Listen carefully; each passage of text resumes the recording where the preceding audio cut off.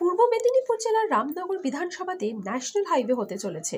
জমি অধিগ্রহণের কাজ শুরু হয়ে গেল, শুধু বাকি থাকলো কাজের ক্ষেত্রে। এই ন্যাশনাল হাইওয়ে হয়ে গেলে দীঘা, শঙ্করপুর এবং তাজপুর সঙ্গে মন্দারমণি পর্যটকদের ক্ষেত্রে যাতায়াতের ভীষণ পরিমাণে সুবিধা হবে।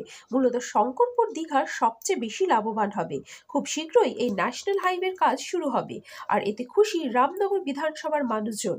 কেননা এই হাইওয়ে হলে বাণিজ্যিক যে অনেকটাই পরিমাণে বাড়বে সেটা না বললেই নয়। এই নিয়ে প্রতিক্রিয়া দেন রামনগর ২ নম্বর পঞ্চায়েত সমিতির সভাপতি অনুপ গিরি এবং রামনগর ১ নম্বর পঞ্চায়েত সমিতির সভাপতি নিতাই চরণ স্যার।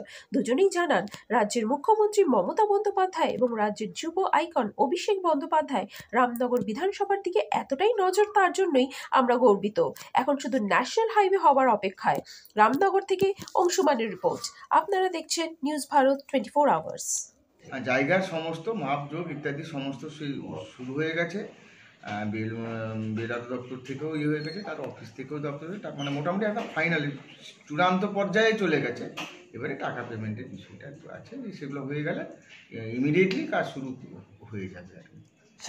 না সমস্যা না, মানুষ স্বতঃস্ফূর্তভাবে এটাকে গ্রহণ করেছে। ডেভেলপমেন্ট হচ্ছে, তো রাস্তা যদি আবার নতুন একটা রাস্তা হয় তাহলে রাস্তার দুপাশে তো যারা থাকবে শহর গড়ে উঠবে বা বিভিন্ন ব্যবসাপত্র বাণিজ্যিক এগুলো গড়ে উঠবে। মানুষ স্বতঃস্ফূর্তভাবেই জায়গা দিচ্ছে। বড়রাকুয়া এবং আলমপুর ফিশারি থেকে সেটা হচ্ছে আমাদের বাইপাস করা হচ্ছে। বাইপাসের জন্য আজকে ঠিকরা এবং বিশ্বনাথপুর এবং বড়রাকুয়া আজকে চেক ডিসিশন হচ্ছে। ঠিকরার মধ্যে আজকে চেক ডিসিশন হয়ে গেল এবং এমনটাও নির্ধারিত করছে কোন ব্যক্তি কত টাকা পাবেন সেই নোটিশও সার্ভ করে দিয়েছে আজকে। এখনও কাজ চলছে। আমি সেই স্পটে গেছিলাম, তাতে জায়গা অধিগ্রহণ করার পরে বাইপাস হলে এই যানজটটা আরও একটু মুক্ত হবে এবং পর্যটকদের যাতায়াতের সুবিধা হবে। একদিকে মেরিন ড্রাইভ, একদিকে বাইপাস, একদিকে ন্যাশনাল হাইওয়ে, তিনটি রাস্তা উন্মুক্ত হচ্ছে। ছোট গাড়িগুলো এখন আমাদের মেরিন ড্রাইভ দিয়ে চলে যাচ্ছে, বড় গাড়ি যেতে পারছে না। আর বাইপাসের ক্ষেত্রেও আমার বড় গাড়ি ছোট গাড়ি দুটোই যেতে পারবে, তখন আপ ডাউনও করে দিতে পারে।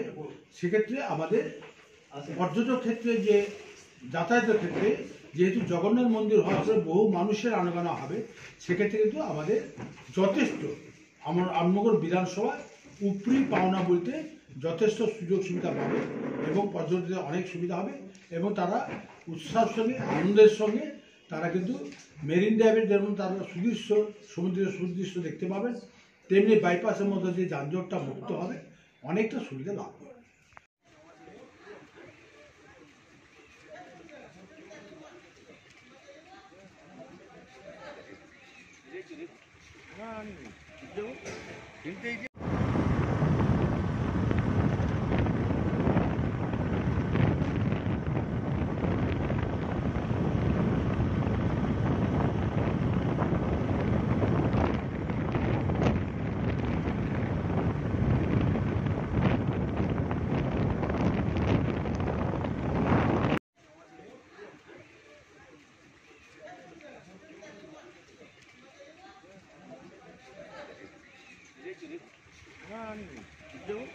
কিন্তু